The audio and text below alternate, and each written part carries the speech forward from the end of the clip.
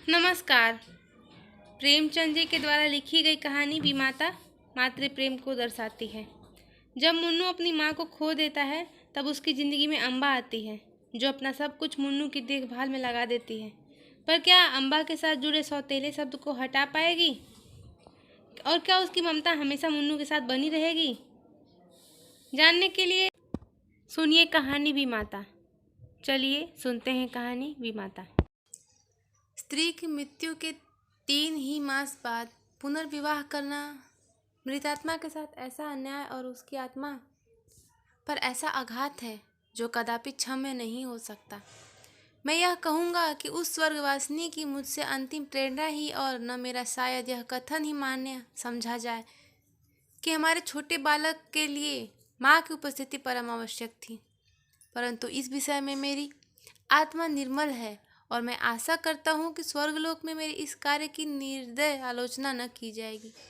सारांश यह है कि मैंने विवाह किया और यद्यपि एक नवविवाहिता वधू को मातृत्व उपदेश बेसुरा राग था, पर मैंने पहले ही दिन अम्बा से कह दिया कि मैंने तुमसे केवल इस अभिप्राय से विवाह किया है कि तुम मेरे बालक की माँ बनो और उसके हृदय में अपनी माँ की मृत्यु का शोक भुला दो। 2 मास व्यतीत हो गए। संध्या समय मुन्नू को साथ लेकर वायु सेवन को जाया करता था। लौटते समय कतिपय मित्रों से भेंट भी कर लिया जाता था। उस संगतों में मुन्नू श्यामा की भांति चहकता।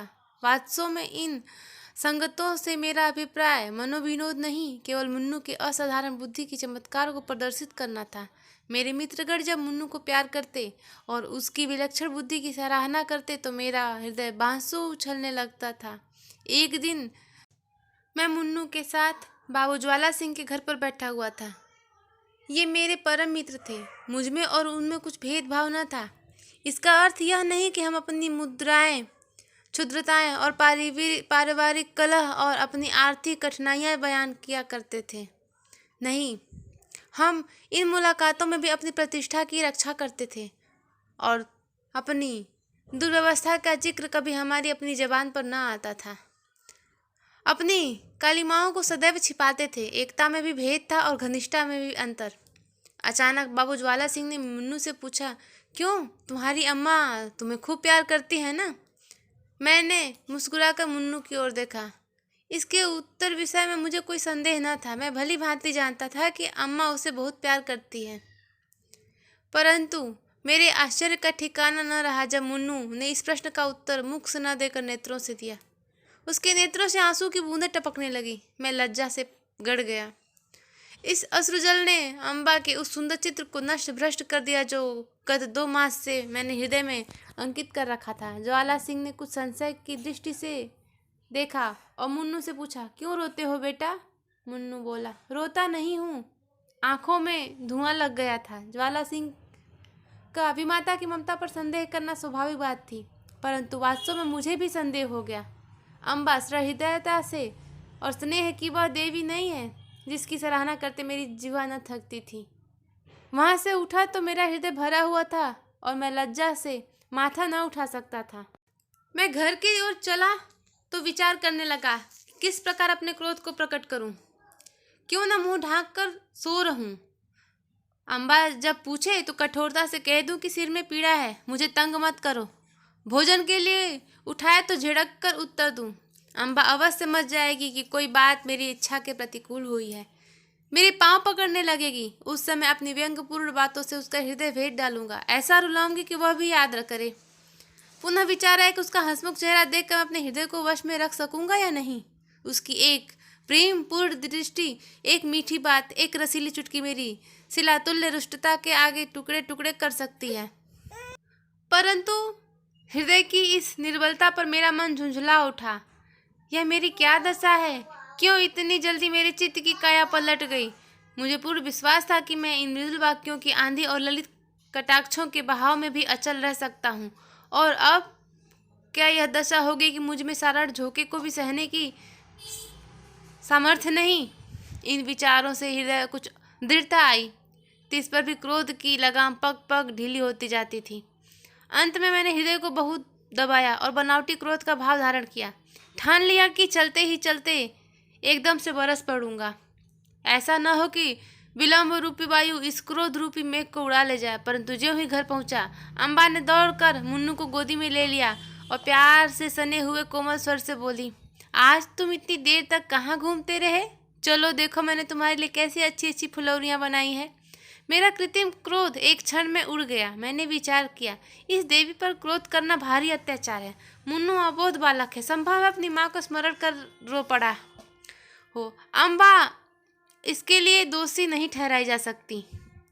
हमारे मनोभाव पूर्ण विचारों के अधीन नहीं होते। हम उनको प्रकट करने के लिए निमित्त कैसे कैसे शब्द गढ़ते हैं, परंतु समय शब्द हमें धोखा दे जाते हैं और ये ही भावनाएं स्वाभाविक रूप से प्रकट होती हैं।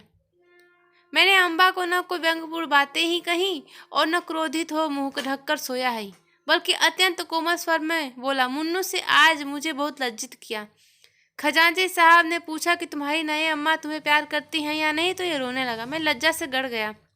मुझे तो स्वप्न में भी यह विचार नहीं हो सकता कि तुमने इसे कुछ कहा होगा, परंतु अनाथ बच्चों का हृदय उस चित्र की भांति होता है जिस पर एक बहुत ही साधारण पर्दा पड़ा हुआ पवन का साधारण झोंका भी उसे हटा देता है। ये बातें कितनी कोमल थी, तिस पर भी अम्बा का विकसित मुखमंडल कुछ मुरझा गया। वह सजल नेत्र होकर बोली, इस बात का विचार तो मैंने यथासंभव पहले ही दिन से रखा है, परंतु यह असंभव है कि मैं मुन्नू को हृदय से माँ का शोक मिटा दूं। मैं चाहे अपना सर्वस्व अर्पण कर दूं, परंतु मेरे नाम पर जो सौतेलेपन की कालिमा लगी हुई है वह मिट नहीं सकती। मुझे भय था कि इस वार्तालाप का परिणाम विपरीत न हो, परंतु दूसरे ही दिन मुझे अम्बा के व्यवहार में बहुत अंतर दिखाई देने लगा। मैं उसे प्रातः सायंकाल पर्यंत मुन्नू की सेवा में ही लगी हुई देखता रहा, यहाँ तक कि उसे धुन में मेरी धुन की चिंता न रहती थी, परंतु मैं ऐसी त्यागी न था कि अपने आराम को मुन्नू पर अर्पण कर देता। कभी कभी मुझे अम्बा की यह अश्रद्धा न भाती, परंतु कभी मैं भूलकर भी इसका चर्चा नहीं करता था। एक दिन मैं नियमित रूप से दफ्तर के कुछ पहले ही आ गया। क्या देखता हूँ कि मुन्नू द्वार पर भीतर की ओर मुँह खड़े किए खड़ा है। मुझे इस समय आँख मिचौली करने की सूझी। मैंने दबे पांव पीछे से जाकर उसके नेत्र मूंद लिए, पर शोक उसके दोनों गाल अश्रुपूरित थे। मैंने तुरंत हाथ हटा लिए। ऐसा प्रतीत हुआ मानो सर्प ने डस लिया हो। हृदय पर एक शक की चोट लगी। मुन्नू को गोद में उठाकर बोला, क्यों मुन्नू, रोते क्यों हो? यह कहते कहते मेरे नेत्र भी सजल हो आए। मुन्नू आंसू पीकर बोला, जी नहीं, रोता नहीं हूँ। मैंने उसे हृदय से लगा लिया और कहा, अम्मा ने कुछ कहा तो नहीं? मुन्नू ने सिसकते हुए कहा, जी नहीं, वो तो मुझे बहुत प्यार करती हैं। मुझे विश्वास न हुआ। पूछा, वह प्यार करती हैं तो तुम रोते क्यों? उस दिन खजानवी के घर भी तुम रोए थे।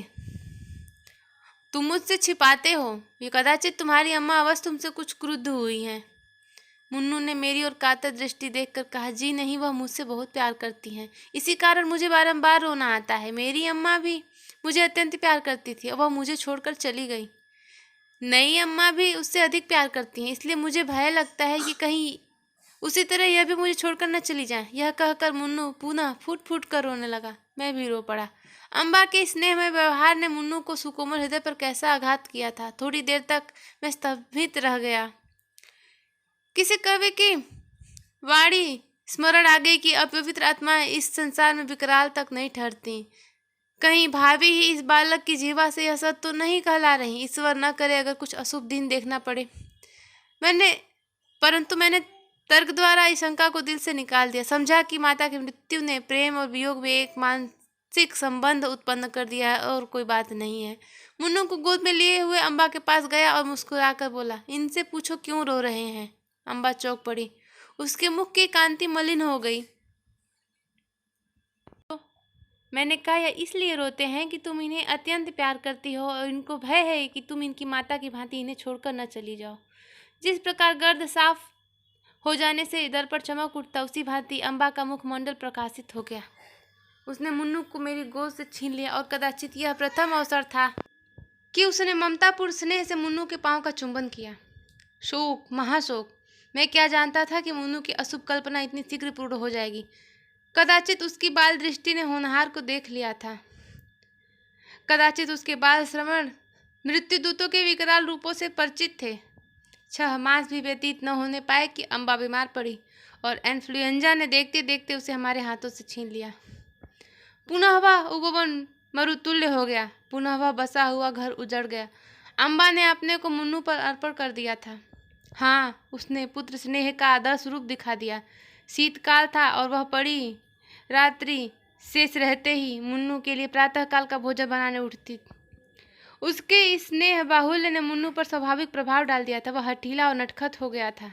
जब तक अम्बा भोजन कराने न बैठे, मुँह कौर में न डालता, जब तक अम्बा पंखा न जले, वह चारपाई पर पाँव न रखता, उसे छेड़ता, चिढ़ाता और हैरान कर डालता था। परंतु अम्बा को इन बातों से आत्मिक सुख प्राप्त होता था। इन्फ्लुएंजा से करा रही थी, करवट लेने तक की शक्ति न थी, शरीर तबाह हो रहा था, परंतु मुन्नू के प्रातःकाल के भोजन की चिंता लगी रहती थी। हाय, वह निस्वार्थ मातृ स्नेह अब स्वप्न हो गया। उस स्वप्न के स्मरण से भी अब हृदय गदगद हो जाता है। अम्बा के साथ मुन्नू का चुलबुलापन तथा बाल क्रीड़ा विदा हो गई। अब वह शोक और नैराश्य की जीवित मूर्ति है। अब वह भी नहीं रोता, ऐसा पदार्थ खोकर अब कोई उसे खटका, कोई भय नहीं रह गया। मुंशी प्रेमचंद के द्वारा लिखी हुई कहानी विमाता यहीं पर समाप्त होती है। मेरे चैनल को सब्सक्राइब कर दीजिएगा, वीडियो को लाइक कर दीजिएगा। मिलते हैं अगली कहानी के साथ। धन्यवाद।